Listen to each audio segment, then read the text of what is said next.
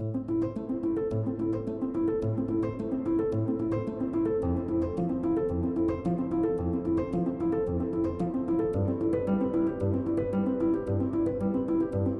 my name's Lisa Laflin, and I am a school board member, and I am also involved with the strategic planning efforts of RSU9. And I'm delighted to have a few moments to introduce you to Chris Elkington, who is the superintendent of RSU9, who's also very involved in the efforts around strategic planning and developing a vision for our school district. So thank you for joining us. Well, thank you very much, Lisa. I'm very happy to be here. Yeah, so this is a conversation. We're going to ramble a little bit about strategic planning, about RSU9, but it's also an opportunity for us to get to know you, because you arrived on the scene in Western Maine in July to take on the leadership of the district. So what do you want folks to know about Chris Elkington? Well, I have had a long career in public education. I think it's the foundation of our society. And, it's been my life's work ever since the early 1980s when I started to substitute teach and coached. That, ever since then I've either taught and since 1995 been a school administrator. And for the last 6 years, a superintendent of schools. So I take this job very seriously. My children went to public education, or I should say our children went to public education, and I think it is the backbone of our society.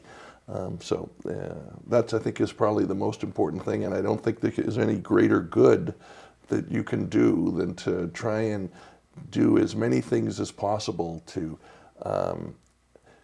help the intellectual growth of kids, as both learners and citizens, and give them the information and support kids and support parents and communities so that they can be better in the future, because, you are creating the people who will, run society and make decisions about all kinds of things, from government organizations, from public and private companies.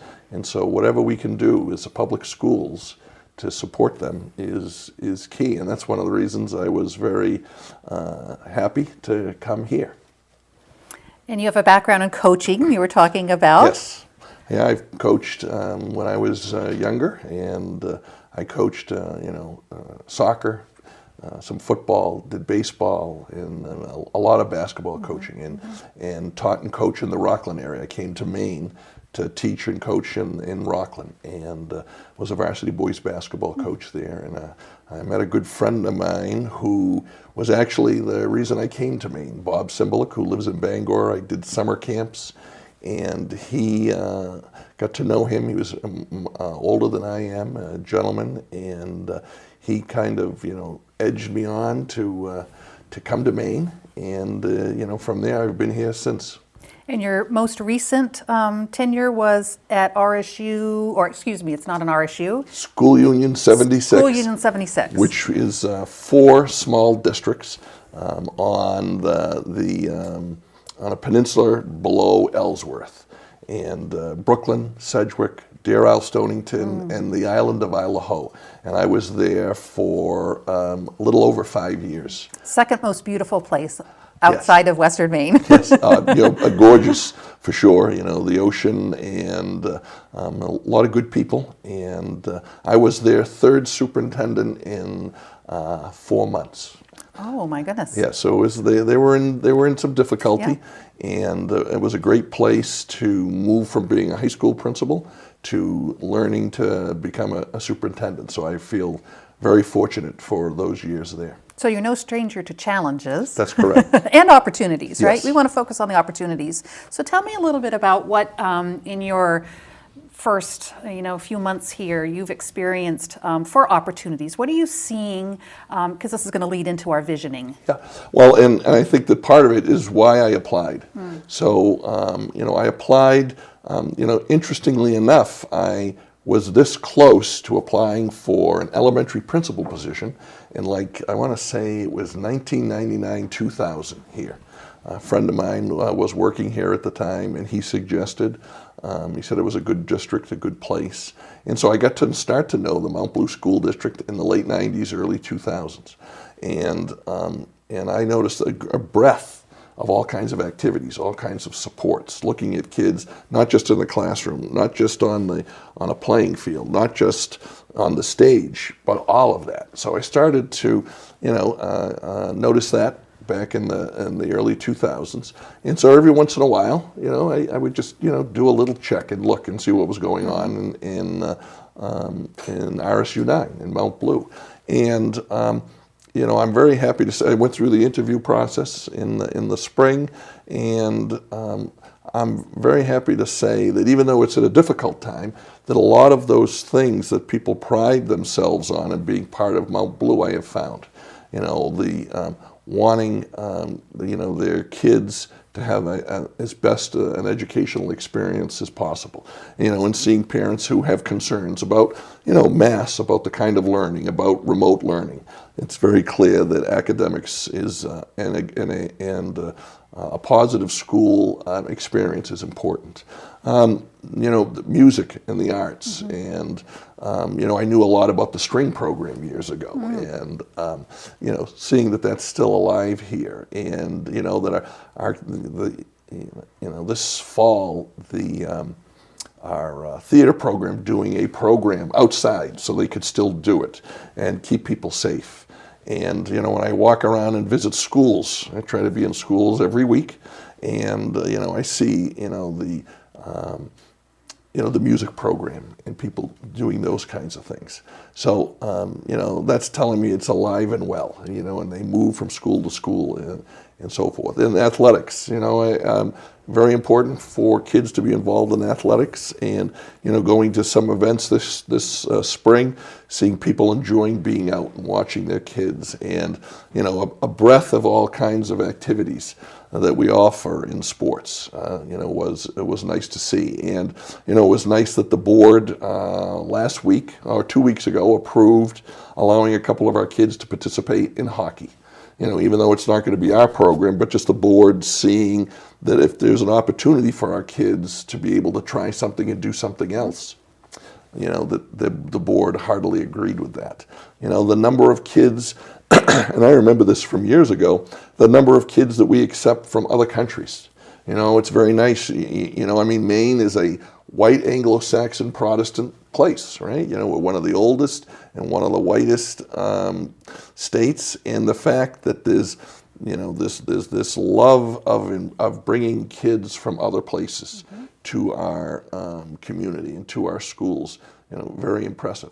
I love the fact that we have the vocational program, Foster Tech, right with our high school. It was one of my dreams, to be quite honest, to have to be a part of a program where you didn't have to bus your kids to a technical high school. And I just think in my mind of how many things you could do if you didn't have to waste kids' time with an hour there and an hour back. And what other ways, if the program was right here and connected to our school, what are the things we could do? And I'm seeing we are doing some things that I integrating some aspects, and I think there's another whole world there. But there's a vast amount of programs that Foster Tech has. So I have been impressed with every aspect. I think of food services. I mean, I could keep going on. When I was superintendent in school union in '76,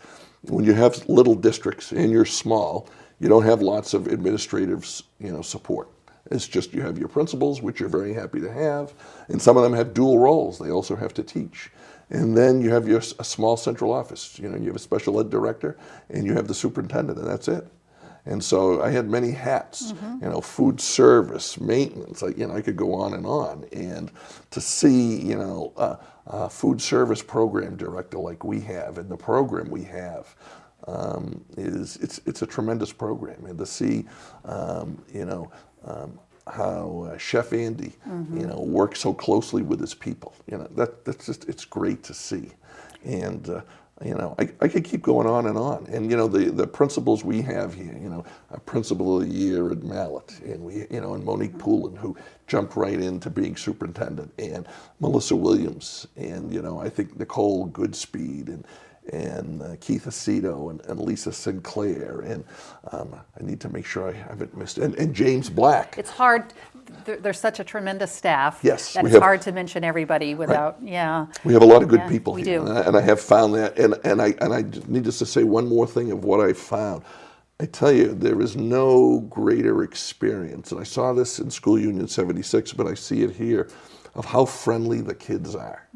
You know, and I mean that. I'm not just saying that to say that to the people on TV. That, you know, I was at the Wilton schools this morning, and, you know, you pop in, you say hello to people, you step in, you hear something good, you know, coming from a classroom, so you walk in, and, you know, 15, 18 hands start waving at you. You know, the kids, there's obviously a level of trust because of our staff. And our kids, you know, I have been most impressed, as I was with the kids in School Union 76. They are battling through stuff. And, you know, having to wear a mask, you know, it's just part of life. I've got to do it.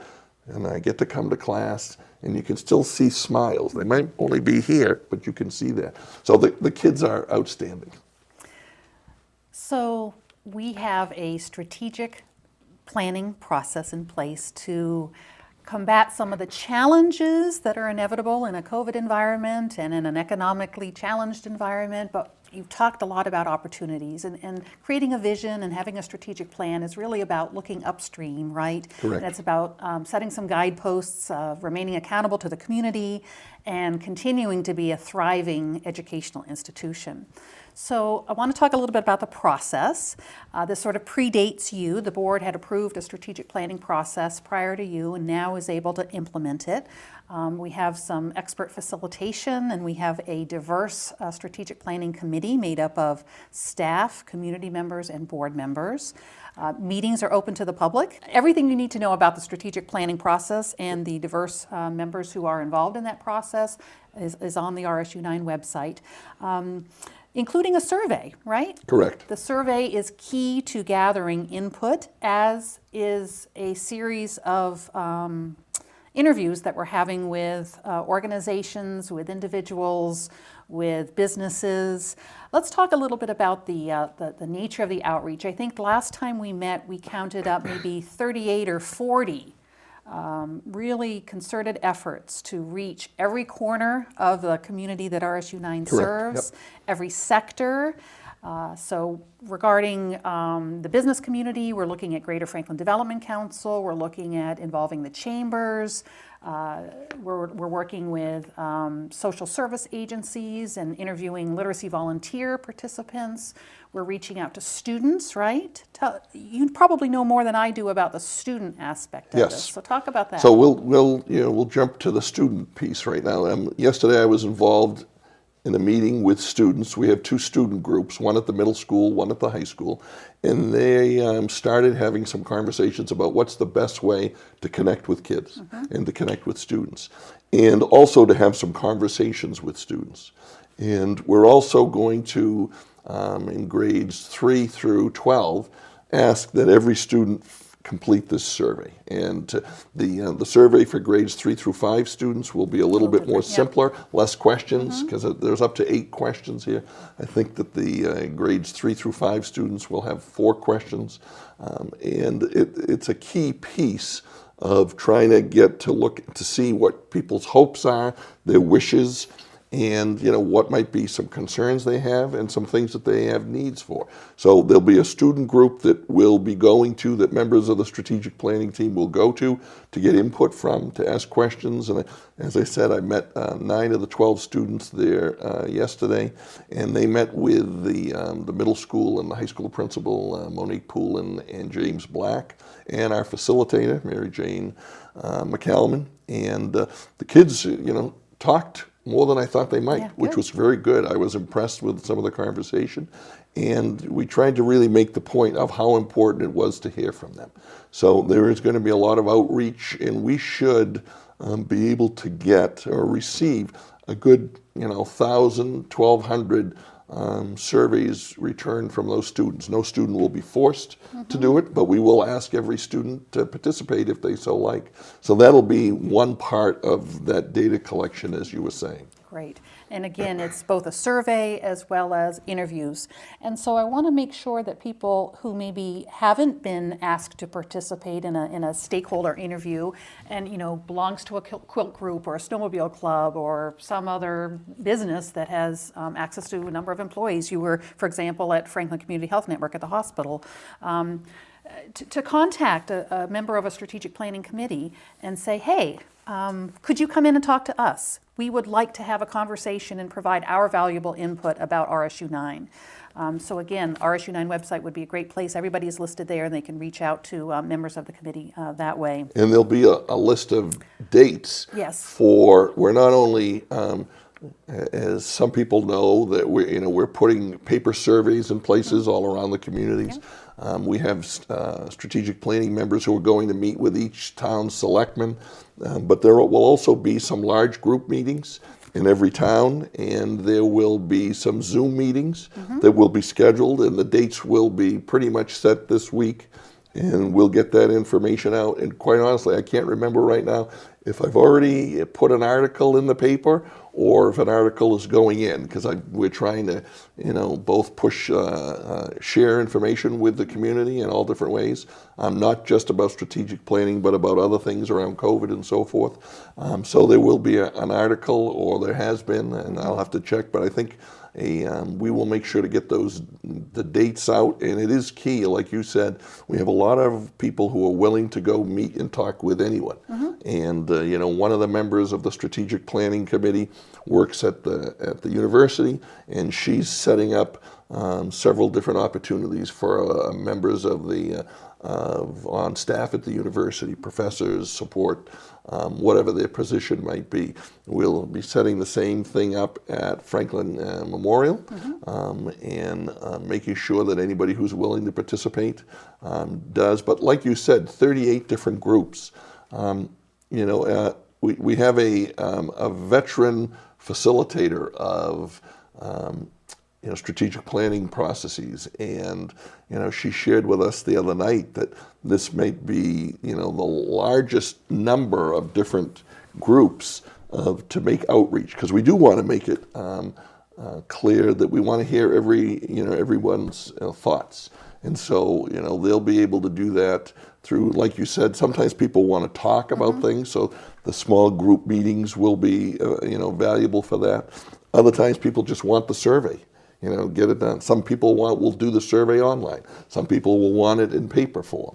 And so we're doing everything we can to give every opportunity. But if there's a group we miss, or there's a group that thinks we haven't approached them, please, look on the website, or, just contact the superintendent's office, and, we'll try to connect someone with your group. And I'm just going to touch very briefly on the survey. There are 4 questions here, and the survey online is a little bit more extensive, but these 4 questions would be asked in a group. And I want to be mindful that not everyone will have an answer to every question, right? That you're going to do the best that you can. You may not have direct experience with students and what the outcomes of students might actually look like right now and what you see in the future, but you do the best you can. And so some of the questions are, for example, what do you think are the top 3 strengths and top 3 weaknesses of RSU9 schools? Hopes. I love the hope question. Yes. What are some of your greatest hopes for what our schools will be like in the future? There goes to that visioning question, right? And to say, that question, like you said, you may not be involved, or your children may have gone to RSU9 schools 25 years ago, 30 years ago, or your grandchildren are there, or whatever, so you might not have direct understanding. But you can say what would be great for a kid to be in. What kind of experience should they have? Right. Or remember, what were the most important experiences when you went to school 20, 30, 40 years ago? If those were really positive and you think they're valuable today, we want to hear it in this survey. So we talked a little bit about outcomes, Chris, and what are the 3 most important student outcomes our schools should focus on to prepare students to live and work in the 21st century and beyond? I think that's a really critical question. Yes. And then finally, this is where input is really valuable as well. What 3 ideas do you have that would make our RSU9 Mount Blue schools the very best they could be in Maine and beyond? That's sort of an innovation question, looking over the horizon. And indeed, this process is called the Mount Blue Horizon, right? Correct. We're looking ahead. We're looking to chart the course and the future of RSU9. And I think that, as we know, I mean, I'm always joking with people about, busy, how busy they are, and busyness.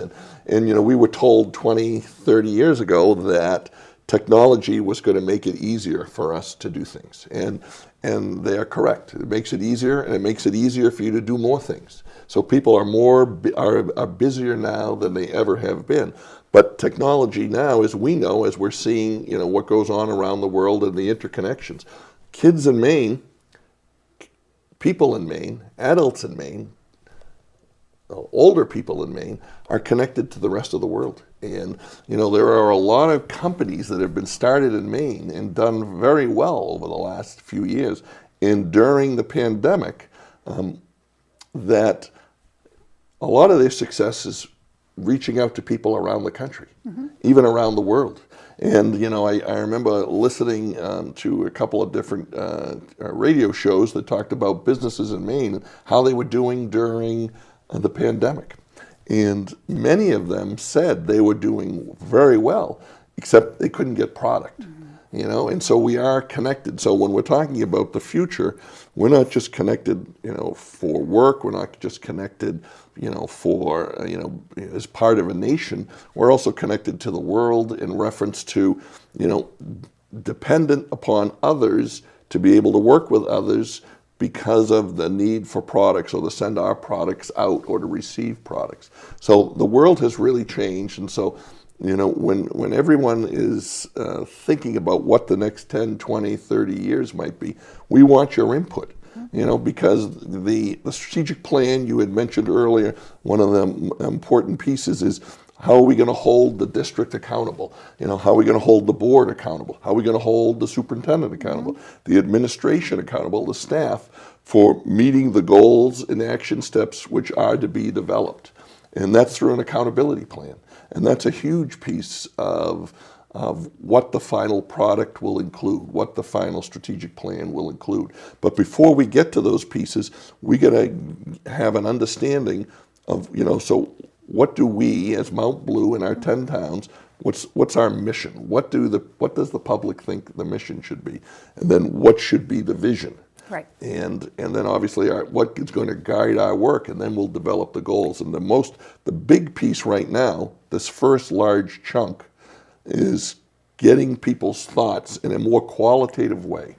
Excellent. And those thoughts are going to be gathered between now and December 20th. Correct. That's our deadline. And then we'll have the next phases, which is so important to having a good, firm plan with actionable items too. But this input is critical right now. Yep. So please, we encourage you to visit the RSU9 website, take the survey, contact any member of the Strategic Planning Committee or the Superintendent's Office to be involved in the process. We'll come to you, we'll ask for your input because it's extraordinarily valuable. And I interrupted you, so go ahead. You have the final word. Yeah, I was just going to say, in the data, we will, a lot of this in the initial survey is qualitative, getting people's opinions, thoughts, and then we'll collect that data and we will share it.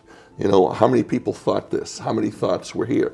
And the data collection will always be shared with the public, and so will the information and the process and the steps we take, because there are several steps in this with the hopeful due date and finish at the end of June, with the board voting on each of the pieces as we go. Excellent.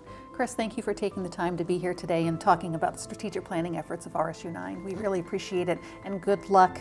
You have hit the ground running in some challenging times, and we appreciate all your efforts. Well, I thank you very much, and I want to thank people who understand that we're under some difficult circumstances, and the respect that people are showing and starting to gain some trust in what we're trying to do is much appreciated.